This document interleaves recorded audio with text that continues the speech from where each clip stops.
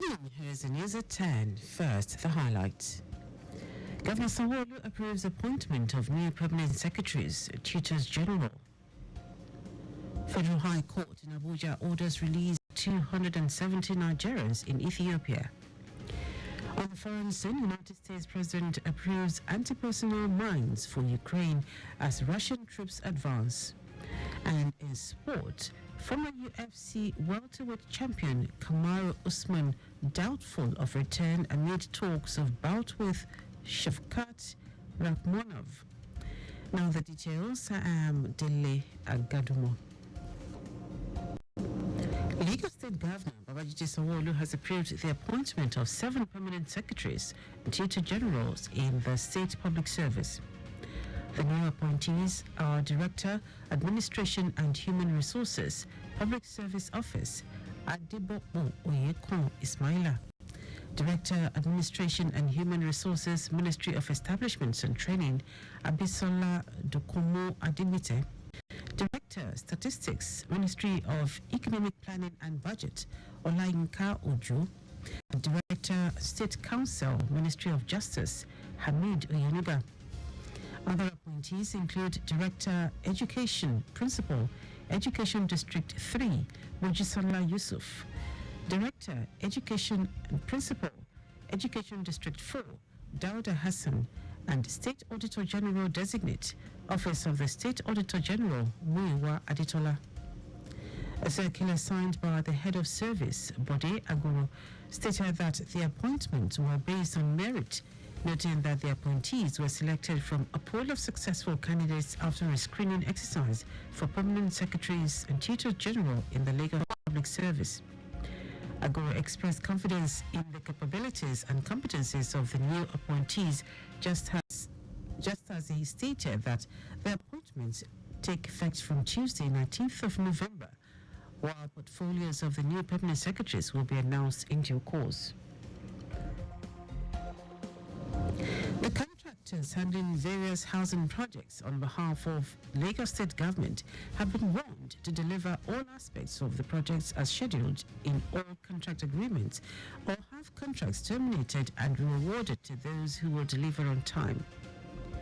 Commissioner for Housing in Lagos State, Maruf Akinderu Fatai, who had earlier expressed his displeasure and dissatisfaction on the work done during a routine inspection to Shangotadu Housing Estate, Etiosa Phase 2, lamented that the project is yet to get to the expected level despite Lagos State Government's commitment and support to the contractors. Maruf repeated his dissatisfaction after an elevation of the project, formal briefs from project supervisors, and a follow-up meeting between the Ministry's technical team and the project contractors at the Ministry's conference room at the Secretariat, Alausa. The Commissioner frowned at the slow pace of work witnessed some of the project sites visited and directed the affected contractors to increase the speed of work or be excused from the sites. The Lagos State Office for Disability Affairs, LASODA, has concluded a 2-day empowerment program for 100 vulnerable residents of the state to enhance their opportunities. Tagged Promoting Inclusive Business, Enhancing Opportunities for Persons with Disabilities in Lagos State, the program was organized to empower people with disabilities, PWDs, by helping them elevate their businesses and compete equally with other entrepreneurs, while breaking down stereotypes and raising the standards of businesses run by them. The General Manager of LASODA, Adinike Oyetunde Lawal, who was represented by Omolade Adeola, noted that the event focused on skills development to equip PWDs with the tools and knowledge they need to succeed in the business world. According to her, the Babajide Sanwo-Olu administration is passionate about social inclusion, ensuring that no one is left behind. And we want to kind of monitor them into their businesses and see how far they can go. We also invited LSATF here yesterday to help them with loans, and also banks that can, give them soft loans and grants for the businesses. That's what we are. And it's been a successful training. We're ending it at the end of the day. beneficiaries expressed their gratitude to the Lagos State government through LASODA for creating the opportunity for them. In that regard, all the business plans, honestly, and everything I've learned here today will help my drive if I religiously put them into practice. So I've learned a lot today. We will actually add to it because they teach us a lot of things, how to keep our record. Coming to this program, I've been able to understand so many things that I've been missing out on carrying out my business, such as proper record. This program have positive effect on me. LASODA assisted the 100 beneficiaries of the training to register their businesses with the Corporate Affairs Commission for certifications to further strengthen their businesses. Drivers in Lagos State have been urged to always obey the traffic rules and regulation for a pleasant driving experience for all, while reducing accidents, congestion, and other related challenges on the roads. The Permanent Secretary, Ministry of Transportation, Lawale Musa, stated at the Lagos State Drivers Institute LASDRI's year 2024 Drivers Recognition and Award Ceremony held at Oshodi. While emphasizing the importance of promoting safety and sanity on Lagos roads, Musa urged drivers in the state to continue to maintain the culture of excellence in their profession by making safety on the road a priority.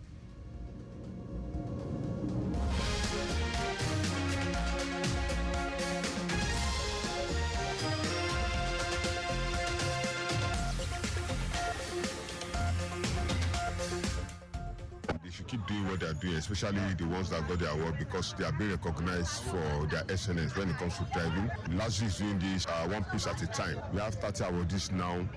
Next year we will probably increase it. If they imbibe all the training and the culture we have given them, the race becomes saner. It's one piece at a time. We want to have a saner road, and that is why this recognition is being given. So we want to call on them to continue what they are doing, to drive safely, securely, and obey all traffic rules while they're on the road.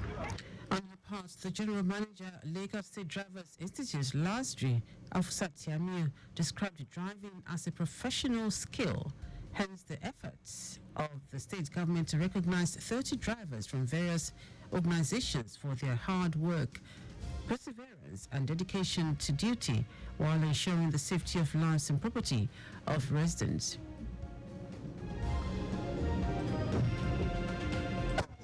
As an annual event, we do appreciate driver that has done so well in every profession throughout a year. Driver that has no record of accidents, no record of incidences, that knows how to do things rightly. They usually obey traffic rules and regulations. They know their papers. And we believe as an agency, and with Mr. Governor Team Plus agenda, the governor believes that drivers too, they are important. The General Manager, Lagos State Traffic Management Authority, LASMA, Olaliko Bakaroki, restated the commitment of the agency to continue to partner LASDRI to deliver its mandate in training and retraining of drivers to ensure safety on Lagos roads. Now to the rest of the stories. The Federal High Court in Abuja has ordered the Ministry of Foreign Affairs and the Nigerians in Diaspora Commission, NIDCOM, to bring back no fewer than 270 Nigerians currently imprisoned or detained in Kaliti Prison, Ethiopia.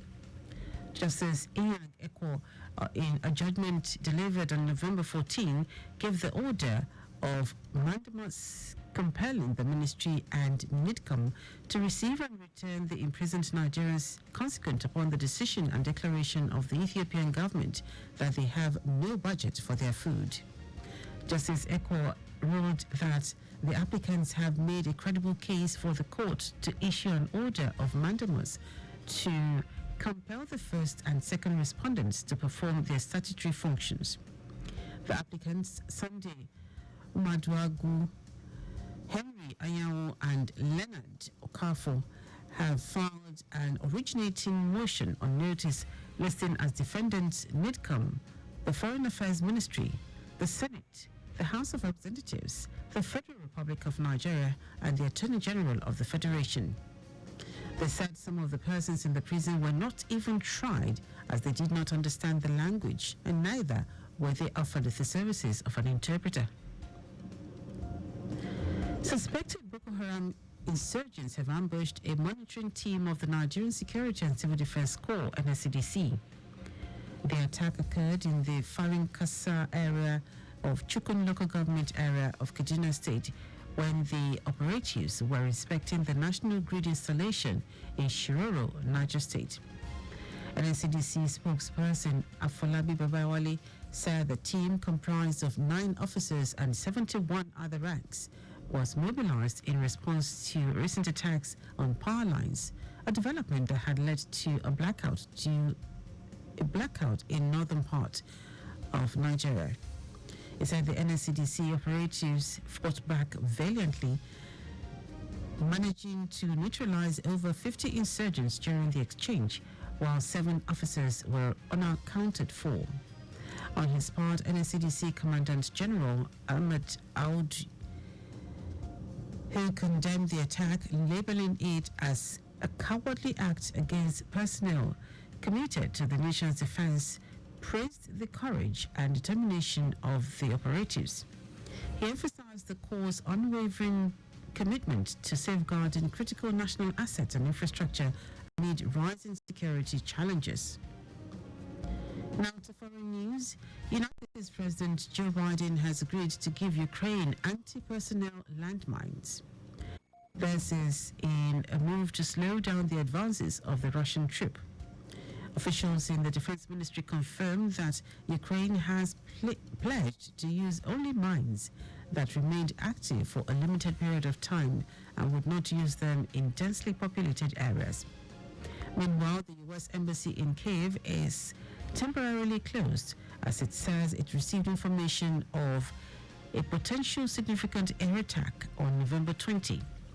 Overnight, both Ukraine and Russia reported major drone attacks. In our sport, former UFC welterweight champion Kamaru Usman has admitted that he may not be prepared to face undefeated Shavkat Ramonov at UFC 310 on December 7 in Las Vegas. The Nigerian Nightmare, who had earlier expressed interest in the bout, revealed that while he saw the fight as winnable, the December date might be too soon for his return to the octagon. The opportunity arose after current champion Belal Muhammad was forced to withdraw from his scheduled title defense against Ramonov due to a bone infection in his foot at the T-Mobile Arena. The 37-year-old fighter's hesitation comes during a challenging period in his career as he currently rides a 3-fight losing streak. While Ramonov has expressed interest in facing the former champion, UFC officials are yet to reach out to Usman's team regarding the potential matchup. And that is our news at 10. Just before we go, do not drink and drive. You can follow us and like all our various social media platforms. X at Traffic Radio 961, Facebook Lagos Traffic Radio 96.1 FM, Instagram Lagos Traffic Radio 961. Subscribe and watch our news and programs live on YouTube at Traffic Radio 961. You can also visit our website www.trafficradio961.ng. Did you know that the Sanwo-Olu administration strengthened alliance with 200 representatives from various women-focused NGOs in the state as part of efforts to alleviate the economic plight of women residents in the state? You can get more details on the Lagos State Government website. To end the news are the highlights of the major stories. Lagos State Governor Babajide Olusola Sanwo-Olu has approved the appointment of 7 permanent secretaries and tutor generals in the state public service.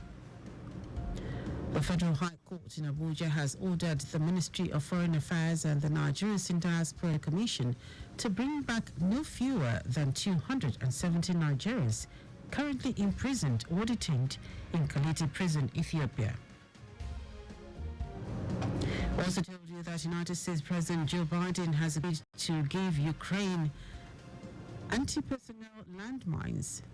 This is in a move seen as an attempt to slow down the advances of the Russian troop.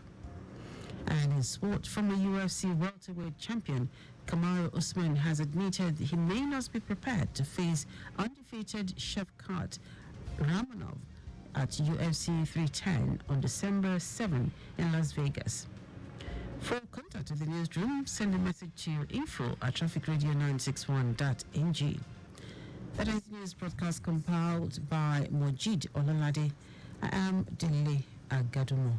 Good morning. Thank you for listening.